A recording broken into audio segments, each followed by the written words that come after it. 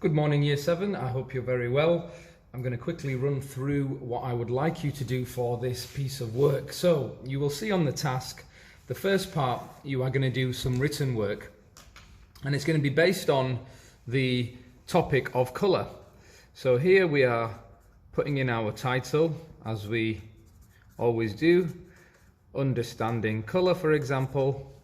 I will also put today's date, which is the 19th of March, and I would also put my name in the top right hand corner here, Mr. Khan,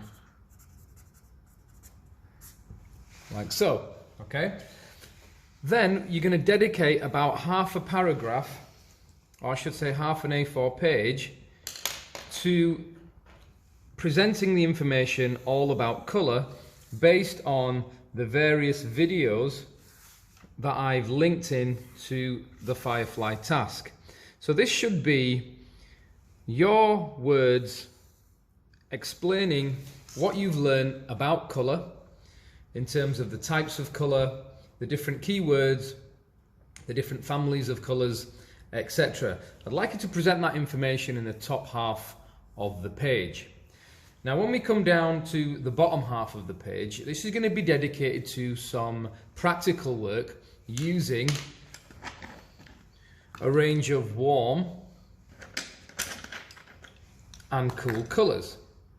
And if you watch the video that is all about warm and cool colours, you'll understand exactly what this is. Now what I would like you to do first of all is select a range of colours which are warm. So here you can see we've got some reds, oranges and yellows, and you might not have lots of different shades of red, orange and yellow, but you might just have one red, one orange and one yellow, and that's totally fine because we're going to blend these together and we will be able to create more values of these colours. The main thing is they are nice and sharp.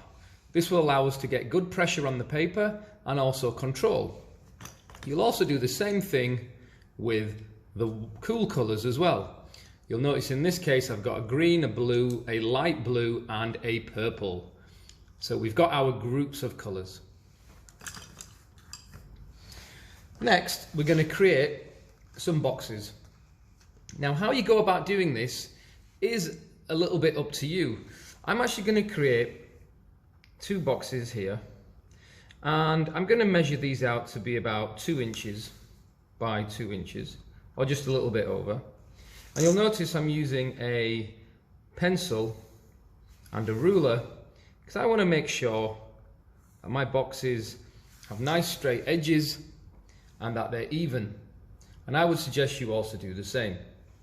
Now once I've created my box, I'm going to then start to apply colour. And the way I will do this is I will decide warm or cool. And in this case I'm going to start with my warm colours. And I'm going to actually start with my deepest colour, or my strongest colour, and that in this case is red. And what I'm going to do is I'm going to start to apply that red carefully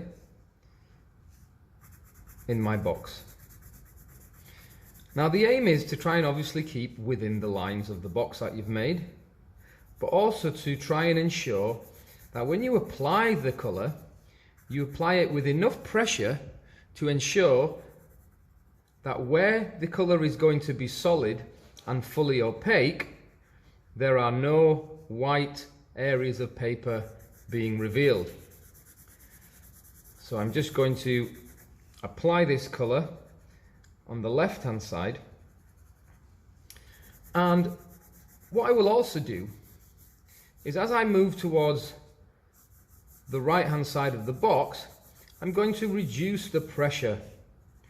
You'll notice we are fading out the colour here. It's starting dark and then it's moving into light. And there's a reason why I'm doing this, and you probably guessed why. It's going to allow me to blend in the next colour. So now I'm done with my red, I'm going to move over to my orange. Now the orange is going to be applied where the red starts to fade out, so around about here. And once again, just like the red, I'm going to apply plenty of pressure. And I'm going to move my hand in one direction, up and down. I'm not going to move it left to right and back to front. I'm going to try and keep my pencil strokes consistent. And I'm going to, once again, start dark. And then I'm going to get lighter as I move across. Now you will have noticed that where the colour was faded from the previous red, and I started to work the orange over that area, we naturally created a blend, or what we like to call a gradation of colour. It's a gradation of colour. You'll notice we're moving in this direction and the colours are blending gradually. It's a gradient. We've created a gradient of colour. Now I'll just finish this off in the same manner. Started dark and I've got lighter as I've moved across.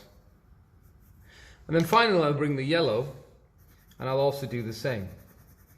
Now this is all about practice and developing control. You'll see I'm able to do this fairly quickly, and this is just because of the control that I have with my hand and my pencil, and that's come through obviously a lot of practice. So if you're doing this and it's not working out exactly how you want it, please don't worry and persevere, because it is all about practice, and we know practice will make perfect eventually. Now you might find as well working in a smaller box can be easier for you. Because I'm very controlled and I can make these long strokes up and down, I don't mind working in a larger box, but for you a smaller box might be useful. Now as I move towards the end of my box, I'm going to reduce the pressure until it fades out to a very light yellow. Okay, and there I've created my gradient. Now just to finish off, and if you've got a couple of marks that have gone over the edge, I'm going to use a nice fine line black pen. I'm going to very carefully outline my box. Once I've done that with the ruler, I'm not going to pull the ruler because I will drag the black. I'm going to lift the ruler very carefully. Then I'm going to wipe the edge, because this is the edge that gets ink on it. I'm going to wipe that edge with my hand. I'm going to place it down again, and then I'm going to do the bottom part. Again, I'm going to hold my ruler, I'm going to lift off very carefully. There's ink here on this edge. You'll notice I've just wiped it off onto my finger. I don't want that smearing on the paint.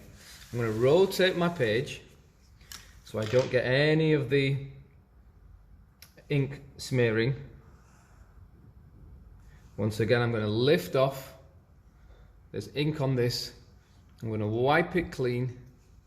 You'll notice it's on my finger now. And then I'm finally going to turn the page all the way around. And I'm going to finish that like so. Okay? And that is our warm gradient. Now I would do the same again. I would make another box and I would use cool colours. If you're really feeling adventurous, you're more than welcome to work with a circle shape and then use the colours, again in a gradient manner, to colour a circle. The decision is absolutely yours. And once you've finished your work, please take a photograph of this whole page, submit it on Firefly, and I'll really look forward to seeing what you've done, giving you feedback and issuing you house points. Good luck, and if you've got any questions, please send me a message. Bye bye.